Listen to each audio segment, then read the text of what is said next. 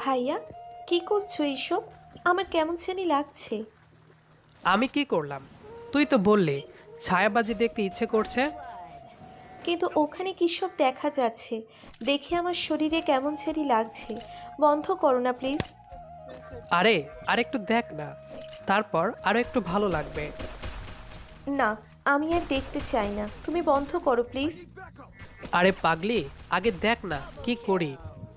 আমি ছায়া দিয়ে একজন অন্যজনকে কিস করার দৃশ্য তুলে ধরলাম। মিথিলার দিকে তাকিয়ে দেখি তার ঠোঁট দুটো নিজের দাঁত দিয়ে কামড়ে ধরে আছে, আর হাতের মুঠো বানিয়ে শক্ত করে চেপে ধরে আছে। ভাইয়া বন্ধ করো প্লিজ, আমি আর পারছি না। সত্যি কেমন জানি লাগছে। কেমন লাগছে গো? বুঝতে পারছি না তো, শুধু শরীরের ভিতর কেমন জানি করছে। একটু পরে সবকিছু বন্ধ করে মিথিলার দিকে তাকিয়ে দেখি চোখ দুটো বন্ধ করে জোরে জোরে শ্বাস নিচ্ছে। মিথিলা আমার মামার একমাত্র মেয়ে। গায়ে মাংস কম, কিন্তু দেখতে একদম পরীর মতো।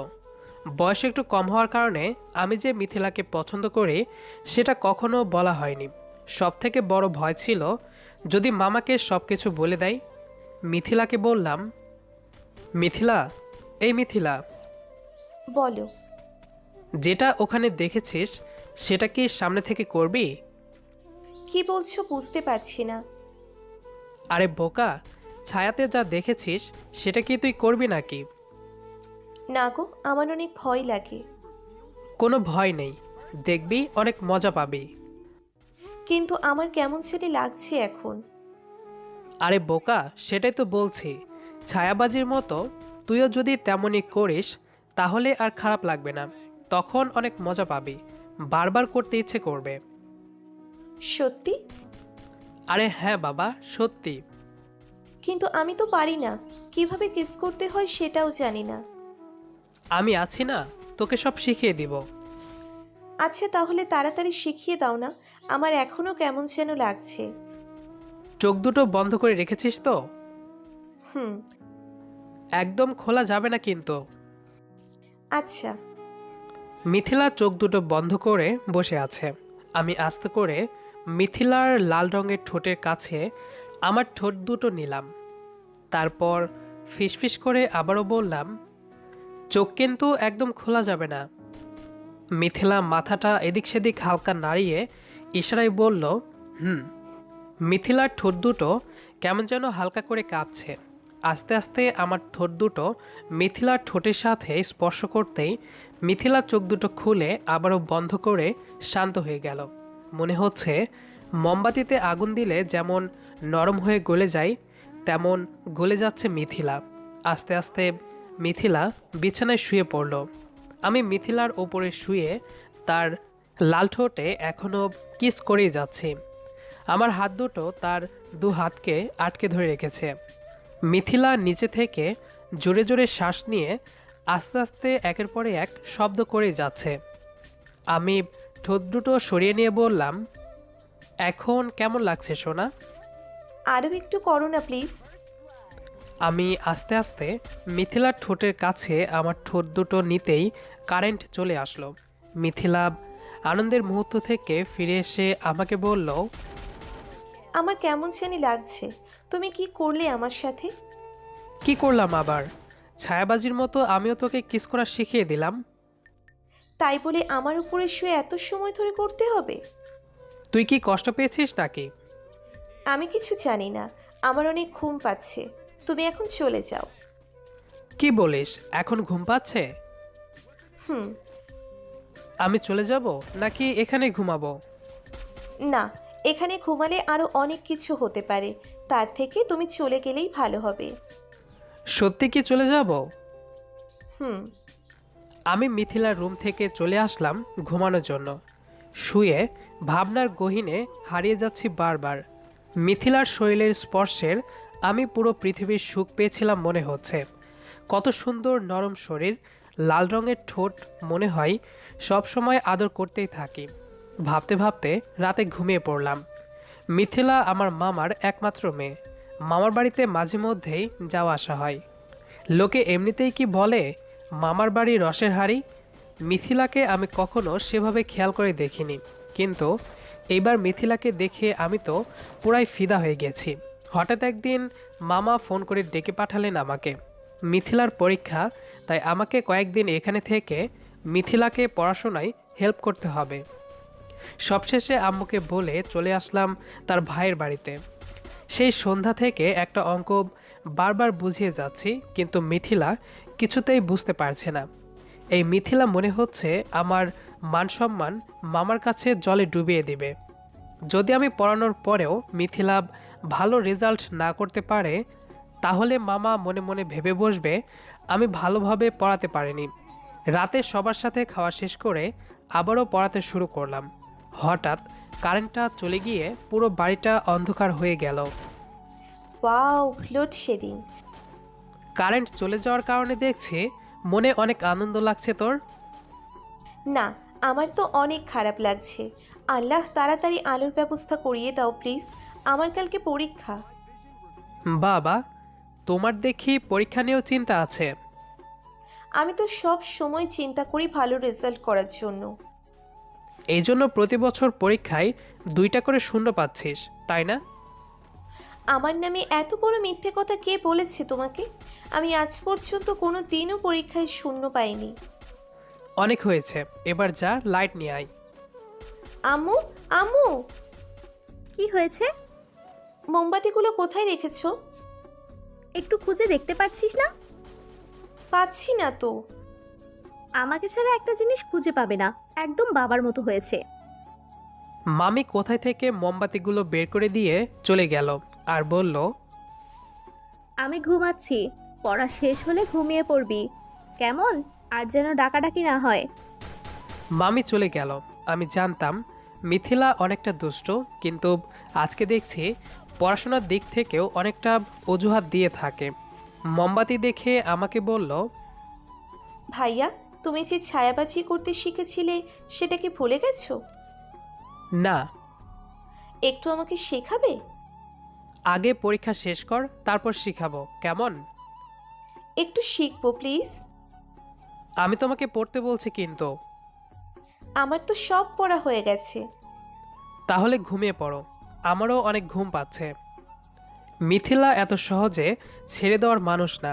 আমি জানতাম সে যেই জিনিসটা একবার বায়না ধরবে, যেভাবে হোক সেটা পূরণ করেই ছাড়বে। আরও বেশ কয়েকবার রিকোয়েস্ট করার কারণে আমি মিথিলাকে শেখানোর জন্য ছায়াবাজি শুরু করলাম। তারপর কি হলো সেটা তো বলাই হয়ে গেছে আপনাদেরকে।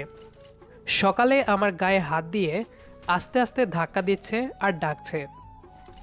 ভাইয়া, এই ভাইয়া। কি হয়েছে, এত রাতে ডাকছিস কেন? এখনো রাত আছে নাকি? সেই কখন সকাল হয়ে গেছে।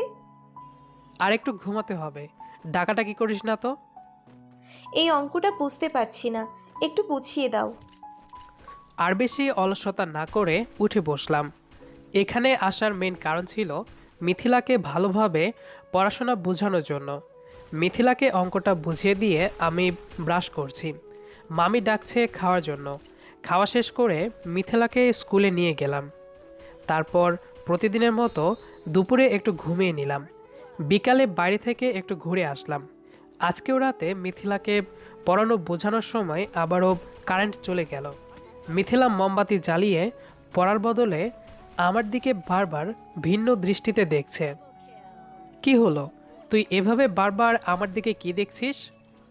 ভাইয়া, তোমার ঠোঁট দুটো কালকে অনেক মিষ্টি ছিল। কালকের কথা কাল ছিল, আজকের কথা আজকে। পড়তে বসে এইসব বাজে বাজে চিন্তা মাথায় আনলে পড়াশোনায় কখনো মন বসবে না। আজকে তোমার ঠোঁট দুটো আবার একটু টেস্ট করতে চাই। বেশি হয়ে যাচ্ছে কিন্তু মিথিলা। একবারই তো প্লিজ। মিথিলা আমার সামনে বারবার এসব বলার কারণে আর না করতে পারলাম না। এদিকে আমারও যে তার ঠোঁটের নেশা কালকে রাতে ঘুম কেড়ে নিয়েছিল। অবশেষে রাজি হয়ে গেলাম, কিন্তু সেটা পড়া শেষ করে সবাই যখন ঘুমিয়ে পড়বে তখন। মিথিলা খুশি মনে পড়া শেষ করছে। নাও, এখন তাহলে শুরু করি। আমি কি বলেছিলাম সবাই ঘুমানোর পরে দিব? আমার তো এখনই ইচ্ছে করছে। একদম পাগলামি করলে হবে না। এটা কি সবার সামনে দেওয়া যাবে নাকি? যদি কেউ আসে তখন কি হবে? আমার তো এখন ইচ্ছে করছে। কিছুই হবে না। তুমি শুধু শুধু ভয় পাচ্ছ কেন? আমি যে কেন ভয় পাচ্ছি সেটা তোর বুঝতে হবে না। রাতে খাওয়া শেষ করে যখন সবাই ঘুমিয়ে পড়বে তখন দিব, ওকে? হুম। কথাটা বলা শেষ না হতেই মামি ডাকতে শুরু করলো রাতের খাবারের জন্য। আমি গিয়ে খেতে বসলাম। একটু পরে মিথিলা এসে আমার সামনে বসলো। মুখে ভাত তুলবো, ঠিক সেই সময় কিছু একটা পায়ে আঁচড় দিল মনে হচ্ছে। তাকিয়ে দেখলাম মামিদের বাড়িতে পোষা বিড়ালটা পাশে দাঁড়িয়ে মিয়াও মিয়াও করছে। তাহলে আমার পায়ে যে বিড়াল আঁচড় করেছে সেটা কি মিথিলা? আমি মিথিলার মুখের দিকে তাকাতেই আমাকে ছোট করে একটা চোখ মারলো। এদিকে মিথিলার কাণ্ড কারখানা দেখে আমার তো পুরো রাগ উঠে যাচ্ছে। যদি মামি একবারও বুঝতে পারে তার মেয়ে আমার সাথে এইসব করেছে আর আমি তাতে সহযোগিতা করেছি, তাহলে মানসম্মান একদম ধুলোয় মিলিয়ে যাবে। কোনোভাবে খাওয়াটা শেষ করে আমি উঠে চলে আসলাম। মিথিলার রুমে না গিয়ে আমার রুমে শুয়ে পড়লাম। সামান্য ঘুমের ভাব হয়েছে এমন সময় কে যেন দরজা ঠকঠক শব্দ করতে শুরু করলো। উঠে দরজাটা খুলে দিতেই মিথিলা তাড়াতাড়ি রুমে এসে ভিতর থেকে দরজাটা লাগিয়ে দিল। তুই এত রাতে এখানে এসেছিস কেন? তুমি আমাকে কি বলেছিলে মনে নেই নাকি? আমার খুব ভালো করে মনে আছে মিথিলা এখানে কেন এসেছে। তবুও আমি একটু না জানার মিথ্যে ভান করে বললাম, কি মনে থাকবে? সত্যি মনে নেই? এখন ওইসব করার সময় নেই। রাত অনেক হয়েছে, আমার খুব ঘুম পাচ্ছে। আচ্ছা, তোমার কষ্ট করে কিছু মনে করতে হবে না। মিথিলা কথাটা বলতে বলতে সোজা আমার কাছে এসে কোমরে হাত দিয়ে টান দিয়ে তার শরীরের সাথে আমার শরীরটা লাগিয়ে দিল। মিথিলা, কি করছিস এসব? যদি কেউ আসে তাহলে কি হবে? এত রাতে কেউ আসবে না। যদি মামা মামি তোর রুমে তোকে দেখতে না পায় তাহলে কি খুঁজবে না? আমি বাইরে থেকে নক করে রেখেছি। মনে করবে দরজা লাগিয়ে দিয়ে ঘুমিয়ে পড়েছি। মিথিলার বয়স দেখে মনে হয় না তার মাথায় এত বুদ্ধি, কিন্তু হঠাৎ করে তার এত কিস করার নেশা উঠল কেন বুঝতে পারছি না। রাতের অন্ধকারে নিজের রুমে লক করে আমার রুমে এসেছে কিস করার জন্য। আমি আর দেরি না করে মিথিলাকে একটা কিস করলাম। হয়েছে, তুই এবার চলে যা। আরে এইটুকুতে হয় নাকি? শুধু একবার ঠোঁটের সাথে লাগিয়ে তাৎক্ষণিকভাবে সরিয়ে নিলে। আমি তো কিছু বুঝতেই পারলাম না। তাহলে কি এখন সারা রাত ধরে কিস করতে হবে নাকি? আমিও সেটাই ভাবছিলাম। আজকে রাতটা না হয় এখানেই থেকে যায়। আরে পাগল হয়েছিস নাকি? তাড়াতাড়ি চলে যা বলছি। আরে আমি তো মজা করেই বলছিলাম। তুমি শুধু শুধু রেগে যাচ্ছ কেন? আমার রাগ দেখে মিথিলা কথা ঘুরিয়ে নিল। তবে মনে হচ্ছে এই সামান্য কিস করাতে মিথিলা যাবে না। আবারও তার ঠোঁট দুটো আমার ঠোঁটের সাথে লাগিয়ে কিস করতে শুরু করলাম। তারপর মিথিলাকে আমার বুক থেকে সরিয়ে তার রুমে যেতে বললাম। মিথিলা যেতে সংকোচ বোধ করলেও আমার রাগ দেখে চলে গেল। আমার ভুল হয়েছিল সেদিন কিস করে মিথিলাকে হট করানো। সে হয়তো এখন সবসময় কিস করার ভাবনায় ব্যস্ত থাকে।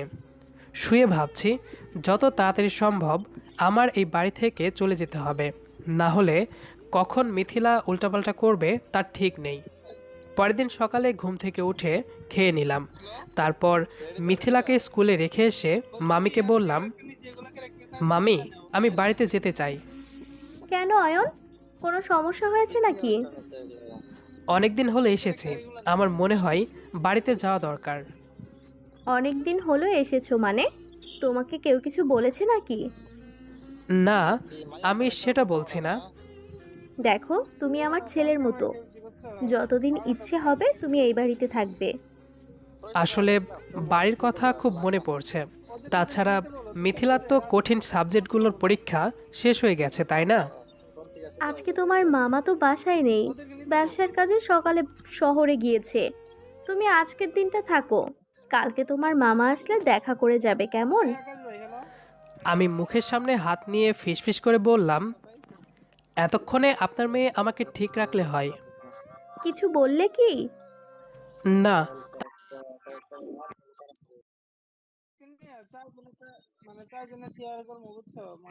আনার জন্য বিকালে মিথিলাকে একটু পড়াশোনায় হেল্প করে আমি ঘুমিয়ে পড়লাম। পরের দিন দুপুরের দিকে মামার সাথে দেখা হলো। সবার থেকে বিদায় নিয়ে বাসার দিকে রওনা দিলাম।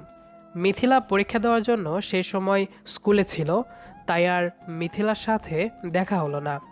কিছুক্ষণের ভিতরে বাড়িতে পৌঁছে যাব, ঠিক সেই সময় মিথিলার ফোন আসলো। অয়ন ভাইয়া, কোথায় তুমি? গাড়িতে বসে আছি। তুমি বাড়িতে যাচ্ছ, তাহলে আমার সাথে দেখা করলে না কেন? তুই তো স্কুলে ছিলি। তুমি দেখা না করে চলে যাবে? আচ্ছা বাবা, মন খারাপ করিস না, আমি কিছুদিন পরে তো আবার যাব, তাই না? আমার আর 2টা মাত্র পরীক্ষা আছে। ভেবেছিলাম পরীক্ষা শেষ হলে তোমাকে নিয়ে একটু ঘুরবো, আর তুমি এভাবে চলে গেলে। বললাম তো কয়েকদিন পরে যাব, তখন আমাকে নিয়ে তোর পুরো গ্রাম ঘুরে বেড়াবি, কেমন? মিথিলা অনেকটা মন খারাপ করেছে। হয়তো এখন আমার প্রতি তার একটা ভালো লাগা কাজ করে। আমারও মিথিলার সাথে দেখা না করে আসা উচিত হয়নি। অনেক বোঝানোর পরেও মিথিলা মন খারাপ করে ফোনটা কেটে দিল। আমি গাড়ি থেকে নেমে বাড়িতে চলে আসলাম। ঘরে প্রবেশ করতেই মায়ের হাতের রান্নার ঘ্রাণ নাকে আসলো। অনেকদিন হলো মায়ের হাতের রান্না খাওয়া হয় না। ফ্রেশ হয়েই আগে একটু খেয়ে নিলাম। রাতে ঘুমানোর আগে ফোনটা হাতে নিয়ে দেখি মিথিলা আমাকে মেসেজ করেছে। অনেক মিস করছি তোমাকে। তুমি জানো আমি তোমাকে ভালোবাসি, তবুও এভাবে না বলে চলে গেলে খুব কষ্ট হচ্ছে জানো। আমি রিপ্লাই দিলাম, দেখ মিথিলা, এটা কোনোদিন সম্ভব না। আর আমাদের এই ভালোবাসা পরিবার কখনো মেনে নেবে না। মামা যদি জানতে পারে তাহলে কি হবে ভেবে দেখেছিস? যা হয়েছে তার জন্য আমি দুঃখিত। তুই প্লিজ সব কিছু ভুলে যা। কে মানলো আর কে মানলো না তাতে আমার কিচ্ছু আসে যায় না। আমি তোমাকে ভালোবাসি মানে তোমাকেই লাগবে। আমি আরও বেশ কয়েকটা মেসেজ দিলাম, কিন্তু কোনো রিপ্লাই আসলো না। হয়তো মিথিলা আরও একটু অভিমান করেছে। পরের দিন বিকালে বন্ধুদের সাথে আড্ডা দিচ্ছি, এমন সময় মা ফোন করলো। কোথায় তুই?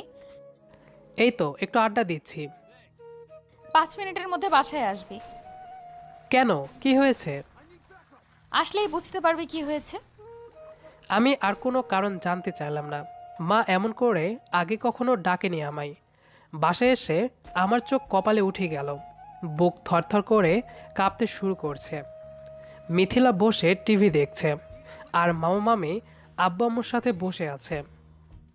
কি রে, এত সময় লাগলো আসতে? একটু দূরে ছিলাম। সারাদিন না খেয়ে আড্ডা দিলে কি শরীর ঠিক থাকবে বাবা? মিথিলা অনেকক্ষণ হলো তোর জন্য অপেক্ষা করছে। আমি মিথিলার কাছে গিয়ে আস্তে আস্তে বললাম, সবাইকে বলে দিয়েছিস নাকি? কি বলবো? কিছুই বলিসনি? শুধু বলেছি আমি অয়নকে ছাড়া বাঁচবো না, অয়নকেই বিয়ে করতে চাই। কি? আর ফিস করে বলতে হবে না, তোদের দুজনের বিয়ে ঠিক করেছি। কিন্তু মা, আমি তো কিছুই করিনি। মিথিলা সব বলেছে তোদের ব্যাপারে। সামনের মাসেই বিয়ে হবে তোদের।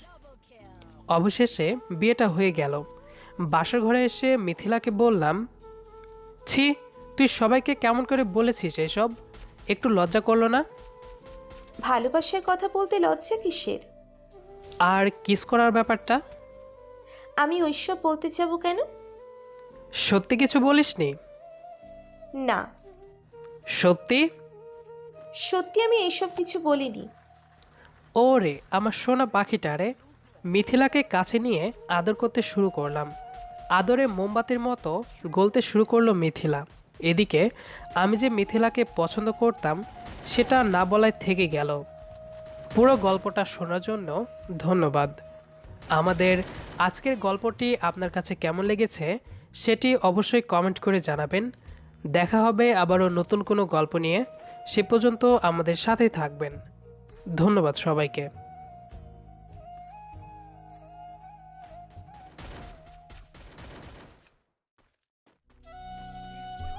প্লিজ। তোকে টাকা দিয়ে কিনেছি কি ওই? ভিডিওটি শেষ পর্যন্ত দেখার জন্য অনুরোধ রইল। আশা করি ভিডিওটি আপনার কাছে অনেক অনেক ভালো লাগবে।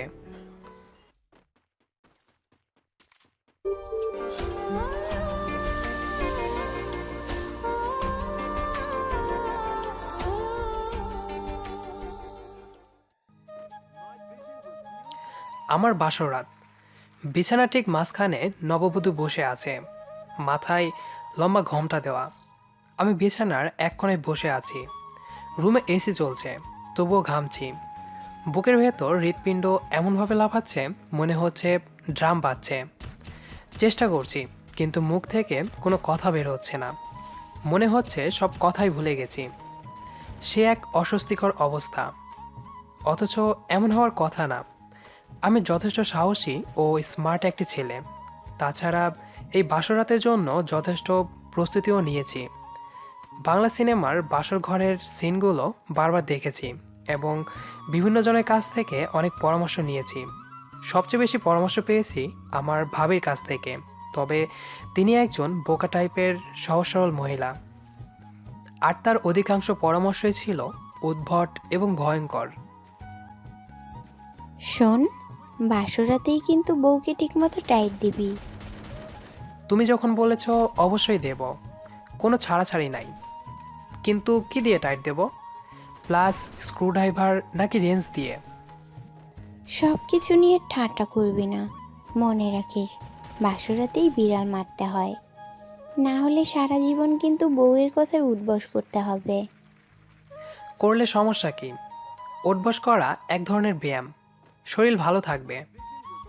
ফাজলামি করবি না, একটু সিরিয়াস হ। ওকে, আমি সিরিয়াস। কিন্তু বিড়াল যে মারবো তা বিড়াল পাবো কোথায়? আর ভাবি, এরা এ যুগের মেয়ে, এদের এমনিতেই ভয় ডর কম। বিড়াল মারলেও কোনো লাভ হবে বলে মনে হয় না। যদি বাঘটাক জাতীয় কিছু মারতে পারতাম তাহলে একটা কথা ছিল, কিন্তু সমস্যা হচ্ছে বাঘ পাবো কোথায়? আচ্ছা ভাবি, তোমার জানাশোনা কোনো ফার্ম আছে যেখানে বাঘ বিক্রি করে? আমার মাথায় একটা সিরিয়াস আইডিয়া এসেছে। ধরো বিয়ের দিন একটা বাঘ খাঁচাসহ কিনে এনে বাসর ঘরে রেখে দেব। তারপর রাতে টার্জনের মতো শুধু লাল রঙের একটা জাহিঙ্গা পরে বাসর ঘরে ঢুকবো। রুমে ঢুকেই কোনো কথা নাই, প্রথমেই মুখের কাছে 2 হাত এনে টার্জনের মতো ও ও বলে একটা চিৎকার দেব। তারপর নতুন বউয়ের সামনে জঙ্গলিদের মতো নেচে নেচে বল্লম দিয়ে বাঘটিকে খুঁচিয়ে খুঁচিয়ে মারব। এরপর বাঘের ডেড বডির উপর দাঁড়িয়ে আবারও ও ও বলে চিৎকার দেব। আমি 100 ভাগ নিশ্চিত বউ ভয় পাবেই, এমনকি ভয়ে অজ্ঞান হয়ে যেতে পারে। খেয়াল করলাম ভাবি অবাক হয়ে আমার দিকে তাকিয়ে আছেন। এভাবে তাকিয়ে আছো কেন? তোরে বুদ্ধি দিতে আসাটাই আমার ভুল হয়েছে। ভাবি, একটা কথা, জাহিঙ্গাটা লাল পরব নাকি হলুদ? তুই দূর হ আমার সামনে থেকে। বাসর ঘরে এভাবে বেকুবের মতো বসে থাকার কোনো মানে হয় না। সিদ্ধান্ত নিলাম কোনো একটা ওসিলাই রুম থেকে বের হয়ে পালিয়ে যাব। তারপর রাতে আর বাসায় ফিরব না। বিছানায় বসা থেকে উঠে দাঁড়ালাম। দরজার সামনে যেতেই পেছন থেকে মাস্টারনির মতো কণ্ঠে বলে উঠল, কোথায় যাচ্ছ? মাই গড, প্রথমেই তুমি! কোথায় ভেবেছিলাম প্রথমে আপনি করে বলবে, আর আমি বারবার অনুরোধ করে বলবো আপনি না তুমি বলো। কিছুই তো দেখছি পরিকল্পনা মতো এগোচ্ছে না। ঘুরে দাঁড়ালাম, দেখলাম এখনো ঘোমটা দিয়েই বসে আছে। বললে না কোথায় যাচ্ছ? টয়লেটে যাব। ঠিক আছে, কিন্তু বাইরে যাচ্ছ কেন? টয়লেট তো রুমের মধ্যে। তাই নাকি? টয়লেট রুমের মধ্যে? তোমার বাসা, আর তুমি আমাকে প্রশ্ন করছো? তাই তো, এটা তো আমারই বাসা। বুঝছি না কেন জানি সব কিছু ওলটপালট হয়ে যাচ্ছে। তাই? আচ্ছা যাও, টয়লেট থেকে ঘুরে আসো। এখন তো টয়লেটে যেতে ইচ্ছে করছে না। আচ্ছা, ইচ্ছে না করলে যেতে হবে না। এদিকে আসো, সামনে এসে বসো। ভয়ে ভয়ে বিছানার এক কোণে গিয়ে বসলাম। ওখানে বসেছো কেন? আমার সামনে বসো। সামনে গিয়ে বসলাম। হৃৎপিণ্ডের গতি আরও বেড়ে গেল, সেই সঙ্গে বেড়ে গেল ঘামের গতি। মনে হচ্ছে প্রতিটি লোমকূপে একটি করে পানির নল বসানো হয়েছে। টের পাচ্ছি শেরওয়ানির নিচে পাঞ্জাবি ঘামে ভিজে গায়ের সঙ্গে লেপ্টে গেছে। সে এক বিশ্রী অবস্থা। তোমার সমস্যা কি? গত আধা ঘন্টা ধরে লক্ষ্য করছি তুমি কেমন যেন অন্যরকম আচরণ করছো। আমারও তাই মনে হচ্ছে। কেন জানি সব কিছু তালগোল পাকিয়ে যাচ্ছে। আসলে প্রথম বিয়ে তো, তাই। প্রথম বিয়ে মানে? তোমার কি আরও বিয়ে করার ইচ্ছে আছে? নাউজুবিল্লাহ, এটা কি বললা? আসলে নার্ভাস তো, তাই কি বলতে যে কি বলছি বুঝতে পারছি না। It's okay. আচ্ছা, আমি আর কতক্ষণ এভাবে ঘোমটা দিয়ে বসে থাকবো বলতে পারো? আমার ঘাড় ব্যথা করছে। তাই নাকি? আসো তোমার ঘাড় টিপে দিই। আমি কি তোমাকে ঘাড় টিপতে বলছি? না, তা বলনি। ঠিক আছে, বলো আমাকে কি করতে হবে। তোমাকে কিছুই করতে হবে না। বলেই ঝামটা দিয়ে ঘোমটা খুলে ফেললো। হাই খোদা, সবসময় ভেবেছি বাংলা সিনেমার মতো বাসরাতে আমি ঘোমটা খুলব। সে লজ্জায় জড়সড় হয়ে মাথা নিচু করে বসে থাকবে। আমি চিবুকে হাত দিয়ে বলবো, চোখ খোলো লক্ষ্মীটি, আমার দিকে তাকাও। তা না, সে নিজেই ঘোমটা খুলে ফেলেছে। কি হলো? নিচের দিকে তাকিয়ে আছো কেন? আমার মুখের দিকে তাকাও। বইয়ের মুখের দিকে তাকালাম। মনে হলো আমার সামনে এক অস্পরি বসে আছে। চুপ করে আছো কেন? বলো, আমাকে দেখে কেমন লাগলো? বুঝতেছি না। মানে কি? না, আসলে ভাষা খুঁজে পাচ্ছি না। তুমি অনেক সুন্দর। তাহলে মাশাল্লাহ বলো। মাশাল্লাহ, সুবাহান আল্লাহ, আলহামদুলিল্লাহ। এত বেশি বলতে হবে না। তোমাকে দেখে অনেক খুশি হয়েছি তো, তাই সব কিছু একসাথে বের হয়ে যাচ্ছে। খুশি হয়েছো? তাহলে যাও, এখন 2 রাকাত নফল নামাজ পড়ে খোদার কাছে শুকরিয়া আদায় করো। এখনই পড়তে হবে? হ্যাঁ, এখনই পড়তে হবে। শোনো, এই রুমে তো জায়নামাজ নাই। জায়নামাজ ছাড়া নামাজ পড়াটা ঠিক হবে না। সমস্যা নেই, আমার সুটকেসের মধ্যে জায়নামাজ আছে, বের করে দিচ্ছি। বউ সুটকেস থেকে জায়নামাজ বের করে দিল। জায়নামাজ বিছিয়ে নামাজ পড়তে দাঁড়িয়ে গেলাম। নামাজ শেষ করে মোনাজাত ধরতে যাব। ঠিক তখনই বউ বলে উঠল, অজু করেছিলে? না। অজু ছাড়াই নামাজ শেষ করে ফেললে? ও মাই গড, অজু করার কথা মনেই ছিল না। তবে সমস্যা নাই, আল্লাহ এই ছোটোখাটো ব্যাপার ধরেন না, উনি মহান। নিজে নিজে হাদিস বানিও না। যাও, অজু করে আবার নামাজ পড়ো। আরেকটি কথা, আজ সারাদিনে কয় ওয়াক্ত নামাজ পড়েছো? আজ পড়িনি। কেন? মনে হয় বিয়ের টেনশানে। বিয়ের টেনশন নাকি খুশিতে? সম্ভবত দুটোই। শোনো, বিয়ে করেছো এটা অবশ্যই খুশির ব্যাপার, কিন্তু এই খুশিতে তো আর নামাজ বাদ দিতে পারবে না। সেজন্য এখন 2 রাকাত নফল নামাজ তো পড়বেই,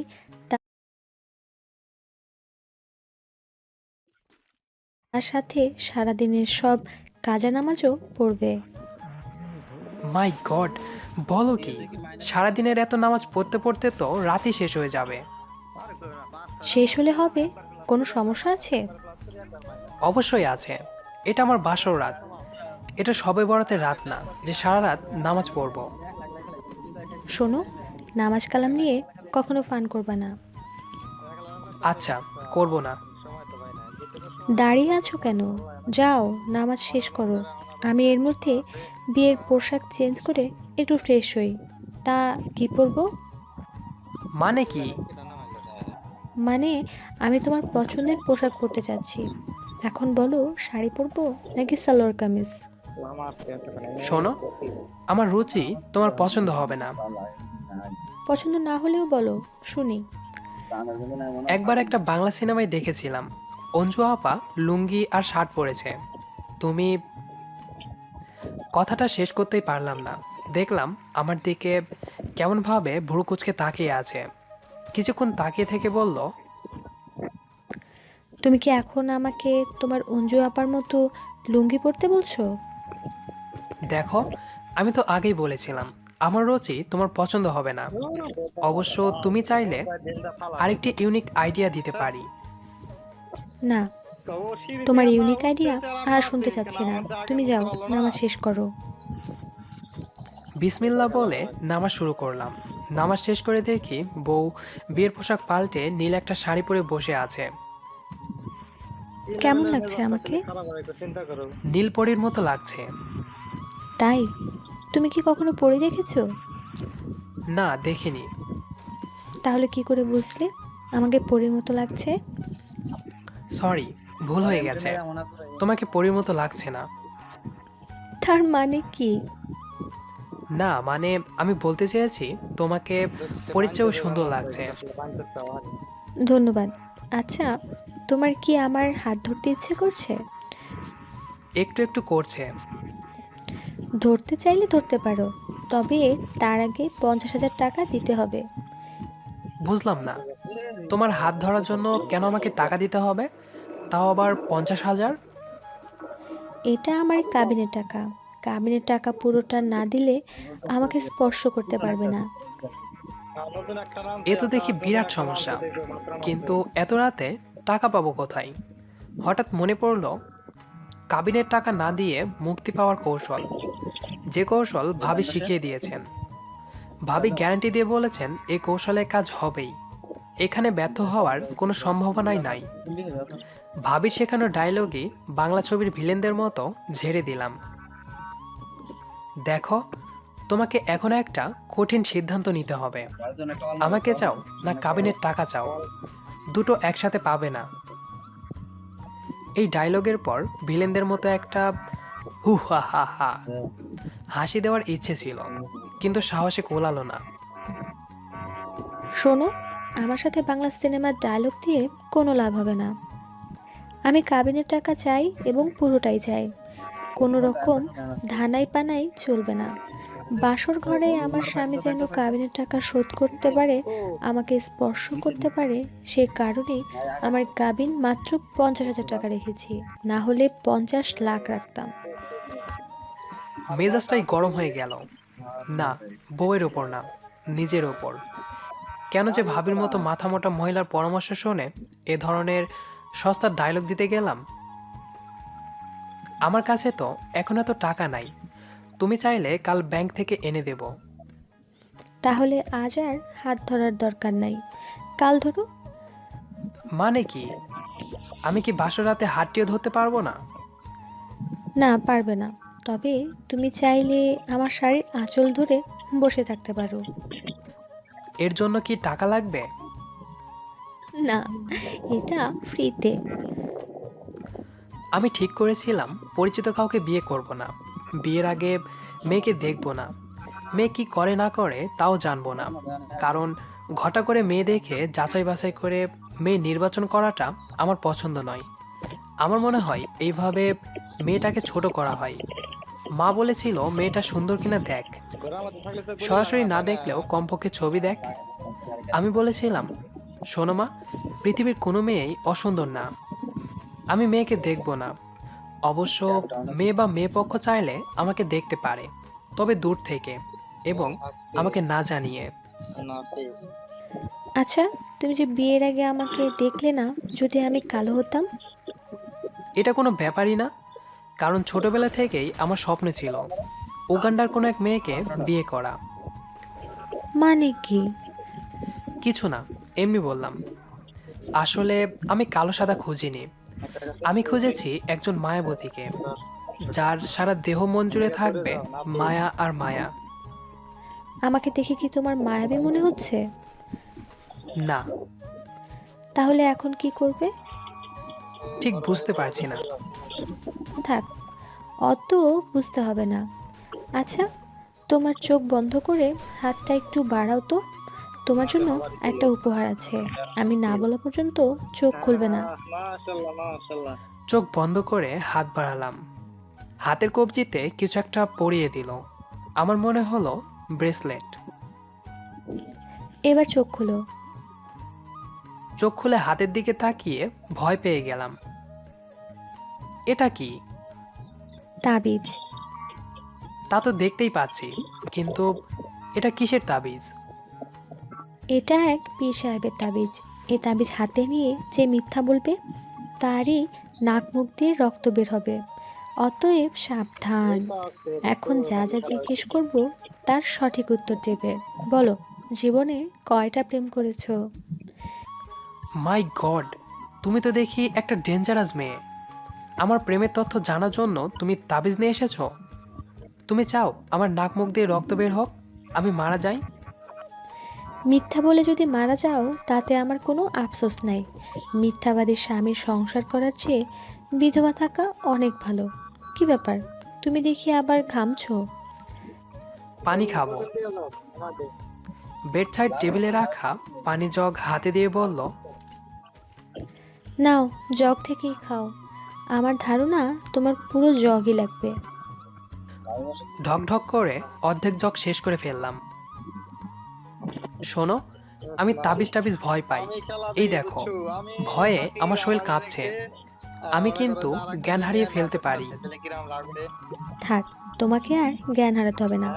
এটা কোনো তাবিজ না, ভেতরে খালি, কিছুই নাই। তোমার সঙ্গে মজা করব এর জন্য কিনে এনেছি। শোনো, তোমার পেট থেকে কথা বের করার জন্য আমার তাবিজ লাগবে না। তুমি আমার প্রকৃত পরিচয় জানলে মিথ্যা বলার সাহস পাবে না। তাই নাকি? কে তুমি? এই যে আমার আইডি, ভালো করে দেখো। এ তো সেনাবাহিনীর আইডি। এই আইডি তোমার কাছে কেন? কারণ আমি সেনাবাহিনীতে চাকরি করি তাই। সঙ্গে সঙ্গে উচ্চস্বরে বলে উঠলাম, লা ইলাহা ইন্না আনতা সুবহানাকা ইন্নী কুনতু মিনাজ জালিমিন। আর মনে মনে বললাম, হে মাবুদ, তুমি আমারে এ কোন বিপদে ফেললা। চেয়েছিলাম মায়াবতী, আর তুমি এটা কি দিলা? বউয়ের আঁচল ছেড়ে দিয়ে দূরে সরে বসলাম। কি ব্যাপার, আমি অফিসার শুনে দূরে সরে গেলে? কারণ আমি আর্মি ভয় পাই। তাই? তা তোমার কি এখনো হাত ধরতে ইচ্ছে করছে? না, আর ইচ্ছে করছে না। আচ্ছা, তোমার মানিব্যাগ বের করো তো, দেখি কত টাকা আছে। মানি ব্যাগটা হাতে দিলাম। ব্যাগ থেকে টাকা বের করে গুনলো। 4000 টাকা আছে, এটা এখন নিলাম। আর বাকি 46,000 টাকা কাল দেবে। বলে টাকাগুলো বউ ব্যাগে রাখলো। নাও, এখন হাত ধরো। না, না লাগবে না। আমার হাত ধরতে ইচ্ছে করছে না। ইচ্ছে না হলেও ধরবে, কারণ এখন আমার খুব ইচ্ছে হচ্ছে। হাত ধরলাম। বুকের ভেতর আবার ড্রাম বাজতে শুরু করলো। একটা গান গাও তো। বউয়ের এমন আবদারে অবাক হয়ে গেলাম। আমাকে বলছো? এখানে তো তুমি ছাড়া আর কেউ নেই। আমি গান গাইতে পারি না। আমি বাথরুমেও কখনো গান গাইনি। তারপরও গাও। আসলে ছোটবেলা থেকে আমি স্বপ্ন দেখতাম বাসর রাতে আমার বর আমাকে হাত ধরে চোখের দিকে তাকিয়ে রোমান্টিক গান গাইছে, আর আমি মুগ্ধ হয়ে শুনছি। কিন্তু আমার গান তোমার ভালো লাগবে না। লাগবে। ঠিক আছে, তুমি যখন জোর করছো, তা কি গান গাইবো? তোমার সবচেয়ে প্রিয় গানটাই গাও, তবে তার আগে আমার হাত ধরে চোখের দিকে তাকাও। কাপা কাপা হাতে বইয়ের এক হাত ধরে চোখের দিকে তাকালাম। দেখলাম বইয়ের চোখে মুখে রোমান্টিকতা। আমিও আমার চাহনিতে রোমান্টিক একটা ভাব আনার চেষ্টা করলাম। তারপর কাপা কাপা গলায় গান ধরলাম। বন্ধু তুই লোকাল বাস, বন্ধু তুই লোকাল বাস, আদর। বউ হাত তুলে গান থামিয়ে দিল। তোমার সমস্যা কি? কোনো সমস্যা নাই। কেন? মাই গড, তোমার রুচি তো দেখি ভয়াবহ রকমের খারাপ। কেন? এটা তো হিট গান। তোমার পছন্দ হয়নি? অন্য আরেকটা গাইবো? খবরদার, তুমি জীবনেও আমার সামনে গান গাইবে না, এমনকি একাও গাইবে না। ঠিক আছে, গাইবো না। আচ্ছা, আমি কি তোমার কোলে একটু মাথা রেখে শুতে পারি? না, পারো না। এত আহ্লাদ ভালো না। 4000 টাকায় শুধু হাত ধরে রাখতে পারবে, তাও 4 মিনিট। এর মধ্যে অলরেডি 2 মিনিট শেষ। থাক, বাকি 2 মিনিট আর হাত ধরবো না। আমার খুব ঘুম পাচ্ছে, আমি ঘুমাবো। মানে কি, বাসরাতে কেউ ঘুমায়? কেউ ঘুমায় কিনা জানি না, কিন্তু আমি ঘুমাবো। খবরদার, এখন যদি তুমি ঘুমাও একেবারে খুন করে ফেলবো। মনে রেখো, আমার ভ্যানিটি ব্যাগে কিন্তু পিস্তল আছে। মিসাইল থাকলেও কিছু করার নেই। সত্যি মাথা ধরেছে, বিয়ের টেনশনে গত 2 রাত ঘুমাতে পারিনি, কেমন জানি লাগছে। আচ্ছা, যাও ঘুমাও। আসলে বউ আর্মি অফিসার জানার পর থেকে ভয় পেয়ে গেছি। ভয় কিনা জানি না, রাজ্যের ঘুম এসে জড়ো হয়েছে 2 চোখে। কখন যে ঘুমিয়ে পড়লাম বুঝতেই পারিনি। ভোর রাতে ঘুম ভাঙল, কিন্তু চোখ পুরোপুরি খুললাম না। মিটমিট করে চোখ খুলে দেখি আমার মিলিটারি বউ জেগে বসে আছে, আর আমার মাথা তার কোলে। নরম হাতে আমার চুলে বিলি কাটছে। মনে হলো তার হাত থেকে মায়া গলে গলে ঝরে পড়ছে আমার চুলে। বুঝতে দিলাম না যে আমি জেগে আছি। ঘুমের ভান করেই তার কোলে মাথায় রেখে শুয়ে থাকলাম। বুকের ভেতর কেমন জানি শান্তির হাওয়া বয়ে যাচ্ছে। মনে মনে বললাম, এই তো আমার মায়াবতী, আমার স্বপ্নের মায়াবতী। বাসর রাত মানুষের জীবনের সবচেয়ে মধুর রাত। এই রাত মানুষের জীবনে একবারই আসে। অবশ্য যারা একাধিক বিয়ে করেন তাদের কথা আলাদা। এই রাত নিয়ে যেমন আপনার স্বপ্ন আছে, তেমনি যে আপনার বউ হয়ে আসছে তারও অনেক স্বপ্ন থাকতে পারে। চেষ্টা করুন দুজনের স্বপ্নগুলোকে পূরণ করতে। কষ্ট করে ভিডিওটি শেষ পর্যন্ত দেখার জন্য অসংখ্য ধন্যবাদ। ভিডিওটি আপনার কাছে কেমন লেগেছে সেটি অবশ্যই কমেন্ট করে জানিয়ে দিন। আর যদি ভিডিওটি ভালো লেগে থাকে তাহলে সাবস্ক্রাইব তো অবশ্যই করবেন, সাথে আপনার প্রিয় মানুষদের সাথে ভিডিওটি শেয়ার করুন। ধন্যবাদ সবাইকে।